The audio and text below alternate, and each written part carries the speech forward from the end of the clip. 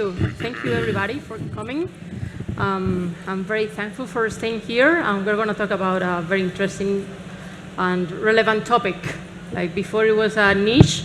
Now it's something that is all over the place. And as you know, Pablo is key part of WIDA, the Telefónica CVC, Corporate Venture Fund, but also, to me, it's very special what WIDA has been doing, because has been also like building a path or creating a culture on investing from a corporate point of view. And in fact, one of the things you do is also doing that accelerator for other companies like Renfe or some others that has relied on you. So that means that also the way you do, people are following that. So welcome. Thank you. You play at home, right? You play local. Yeah. Okay, and Matteo, it's important with an Italian. Yeah, no, we're Mediterranean. So you traveled today, so thank you for doing this effort. We had a conversation yesterday, and he has a cybersecurity company, and I think it's also important the way you're tackling cybersecurity from a seamless point of view. While we were preparing this talk, I talk about the things I don't like. Because I work for a fintech company and we have some layers of cybersecurity. So like, I hope you don't do this, I hope you don't do that. And the main point of this conversation is it's going to be quite user-centric, and you're a product person, and that's what I would like to talk about. So my first question, and it's for both, is going to be around how do you see the balance between security and keeping the user safe without making them feel scared somehow? Like, what are the challenges from your point of view is wider for sure, because you have a portfolio of companies or also invest. So how do you see this challenge from like big angle? You want to go first? Okay, so from you, from your specific angle, which is more. For sure, the weak link in the chain, usually in cybersecurity and in general in digital fraud, is the user. Might be the end user, or might be the user that is enterprise employee. And it is extremely important to keep this in mind when you are putting in place a cybersecurity infrastructure and practices and all the rules that you need to have. In particular, it's very important to be able to mix the security of the system, the security of the application, but at the same time also the capability by the user to be productive, so to be access to the enterprise tools and to work with them in any condition, avoiding extra time and friction that is not required. And for the end user, obviously, to be able to guide the end user in closing a transaction, for example, or acquiring something, or an e-commerce, avoiding to introduce a friction or a sense of risk that it might be not there, that is only associated to somehow an increase in the complexity of detecting something that is happening. And so the standard, the former profile of security companies that were stopping everything that was not white green is changing. It's a long journey, but actually now it's scaling up, it is accelerating. And now more and more there is this tendency in order to dynamically change the level of access and security that the queue can deliver to a specific user according to the risk and the impact of that risk that the user is facing right at that moment in that specific situation. Yeah. For us in Telefónica, it's a huge market. It's a key area for us. We did a spin-off of the cybersecurity business 4 years ago, but it's still fully owned by Telefónica, and it's a really high growth company within this company.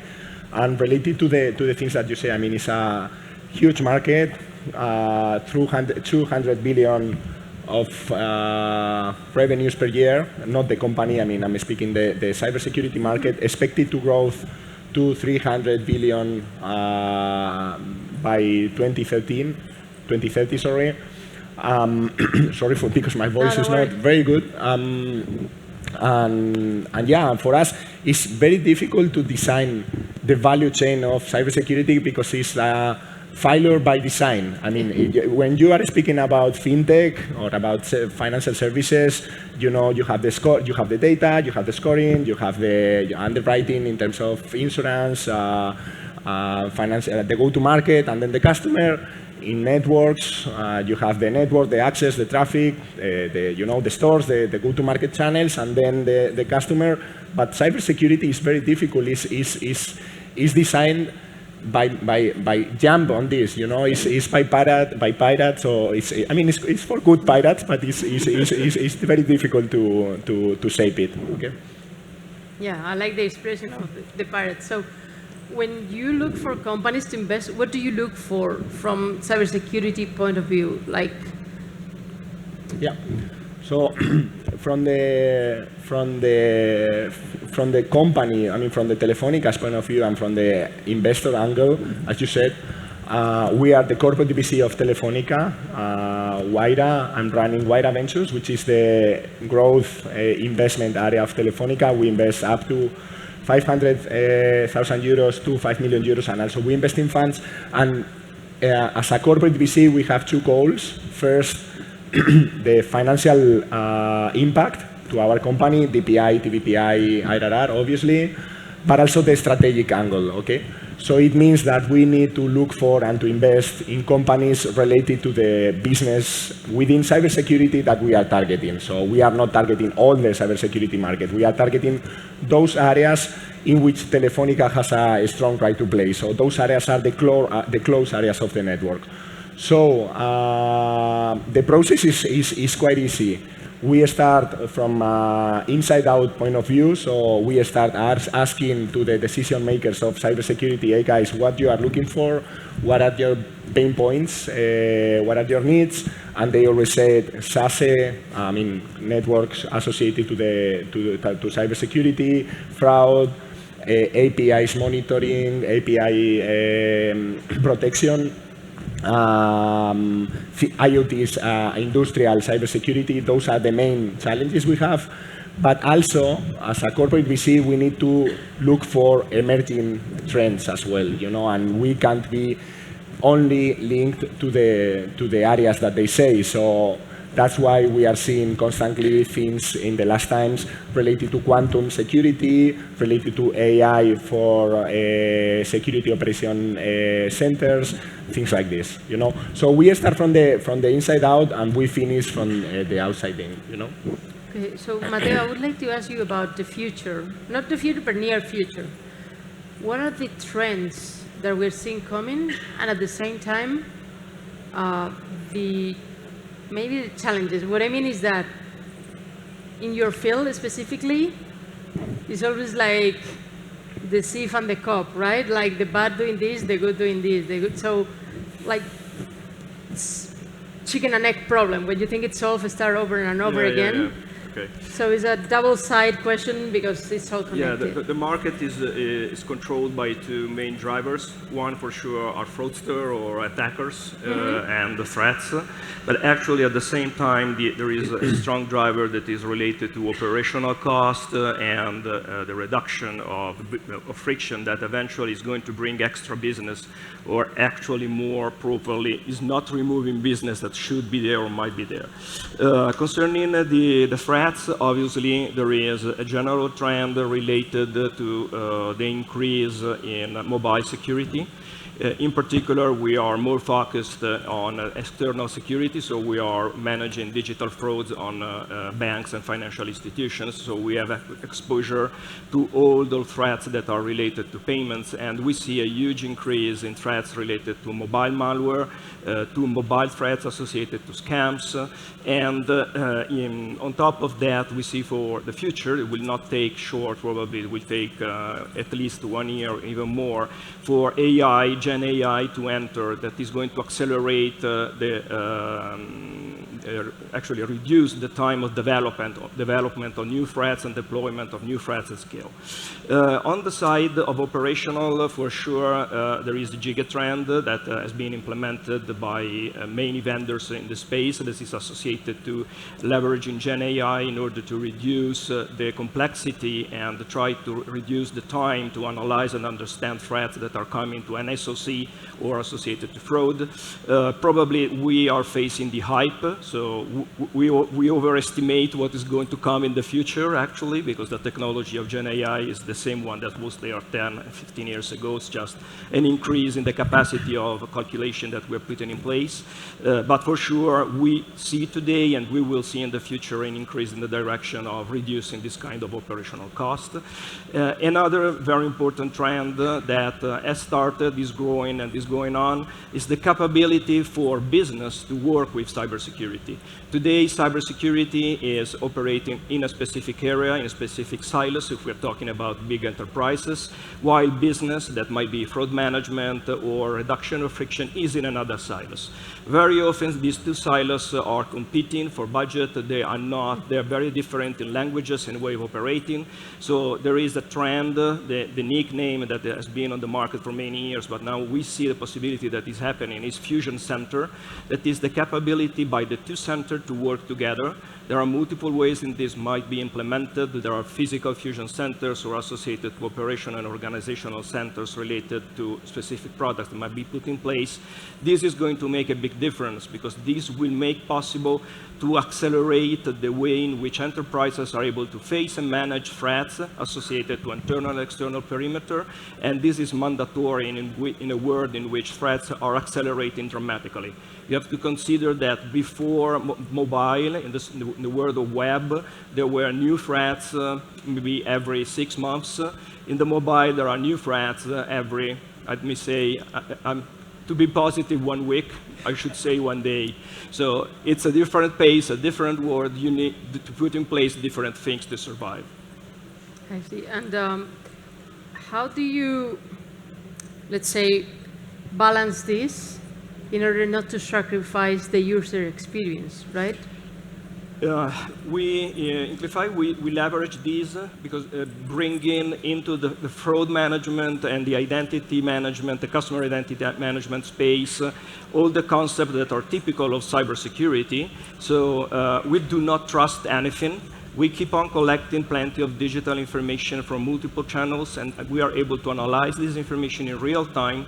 The concept is that you have in place tools that are able to identify an evolving attack so that you are able to anticipate which is the kill chain, what is going to happen next in order to have the attack that is going to be accomplished, making a fraud or taking away data, and you are able in real time to change the behavior of the application. That might be a step-up authentication, but in more advanced way, you might integrate everything with a customer identity access management, changing the level of authorization of the things that the user can do according to the dynamic risk that he's facing.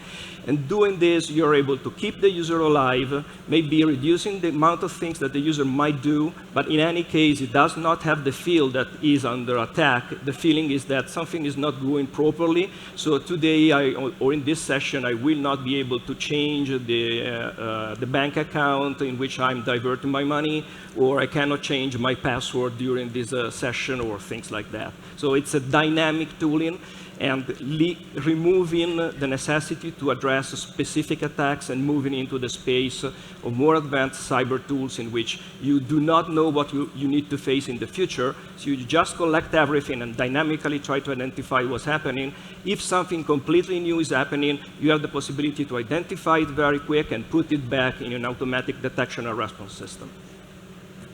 And one of the things that are also interesting to me is that there are not that many Italian startups in general. I think it's full of talent, but the ecosystem has not been that developed as is. Yeah. Here we have a lot to do. It's not comparing, but to me, it's something like why this is not like happening. I think in the north is more, but still it's something that has to be done. Okay. But to me, what's important is you found also clients outside, right?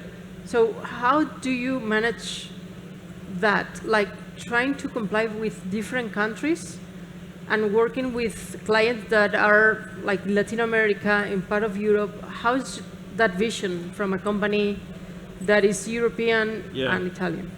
Well, as a European company, I do not say Italian, but European Union company, we are lucky if you survive, because the kind of regulation that are in place here are not in place anywhere else around the world. So GDPR, just to put in place the first one, then the PSD2 for banks and payment system providers. All these kind of things are not present at the level of complexity that are present in Europe. So when you make it in Europe, was Liza Minnelli saying, if you can do it there, you can do it everywhere. So you can scale up. Obviously, at the same time, there are extra things you need to know, to understand. So in order to grow and to match the global complexity, what we are doing is we are growing globally. So we are reducing dramatically the growth in Italy. Now we are growing in England, we are growing in Spain, we are growing in Latin America. So it's a matter of becoming a global corporation in order to manage this kind of situation. But going on with this, I think we have in Spain a market that we can be very proud of in terms of cybersecurity. Yes. We have one of the best exits of one of the best startups of the Spanish ecosystem was Allianz Vault, which was acquired by AT&T in 2017. The amount wasn't disclosure, but it was a huge amount. And now we have the mafia. I mean, with the good word, sorry, but not Italian, like, I think. Come on. No, but in America, like the PayPal mafia, like, well. But all of you know what we are speaking about, right? Yeah, yeah. So the guys from Allianz Vault, now they are creating new business. We invested in a business created by one of the founders of Allianz Vault, which is Constella. It's a threat detection company with more than 50 million euros rising, with clients all around the world, US, Spain, Italy, with good investors as well. But also we have Devo, which is one brilliant Spanish company focused on the data cloud security. And now the guy from Devo is launching another startup in the same field ecosystem, more in the data space than in the cybersecurity. But I mean, we can be very proud of players like Incibe. I don't know if there's any guy from Incibe here in the audience, but they are they are doing a very great job in the Spanish ecosystem. They are a public body. They are fostering a lot the Spanish startups, the Spanish investment around this space. And yeah, last but not least, we have Iris Risk as well, which is one of the latest Spanish company in cybersecurity, which in a year like this, they have recently risen. I think it was like nearly 20 million euros of a round. So I think this space is, I would say that is the unique deep tech space in which we can be very proud of. Good. Excellent. Talking about that, what are the differences you find when you tackle Latin America, right? Because I think the way they do fraud sometimes is very different from ours. So what Latin do you America find? is a huge area. Yeah, it is. Okay, we can talk about like Mexico, about Colombia, Europe, Brazil. Yeah. So in general, I should say that South of Latin America, in particular, I say Brazil, is different from the North of Latin America. North of Latin America is quite homogeneous as patterns and things that we are facing there. So, and they are not too far away from what we are facing right now in Europe in general.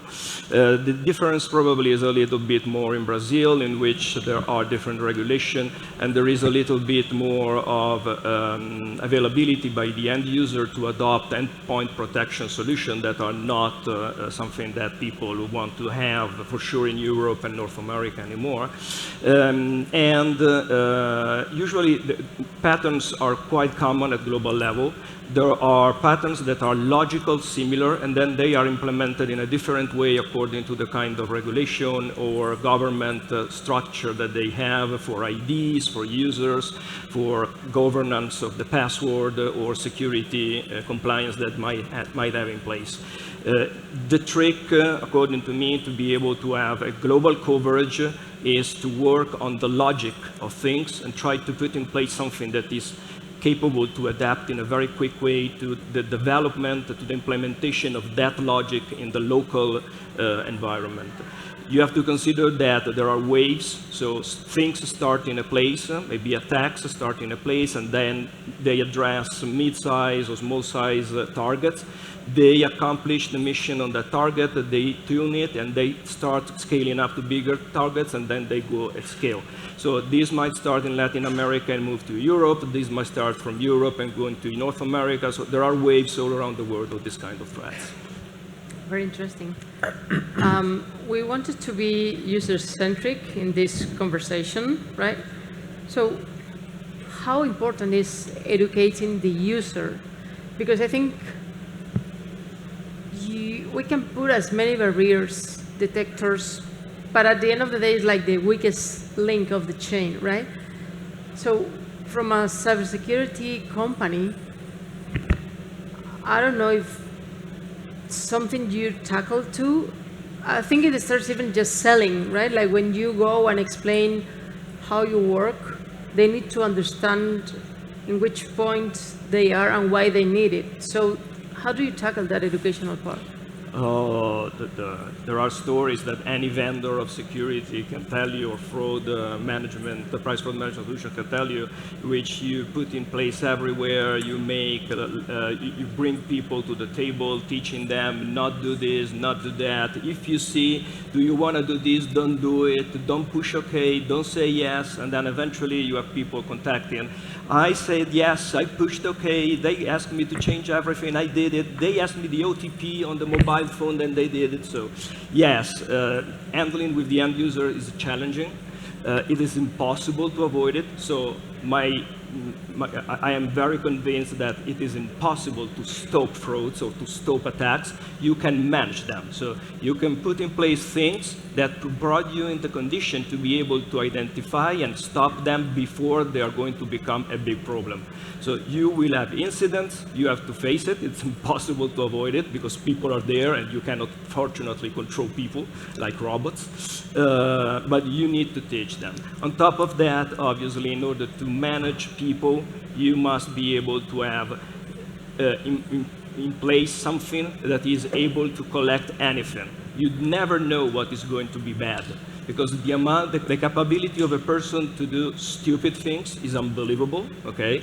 So you must have everything in place to identify what you have not done that should have been done, that you thought was impossible that somebody was going to hack, so that you immediately understand what has happened, avoiding to spend months to try to figure it out, and you can put in place a remediation that is effective also for that kind of posture that you might have.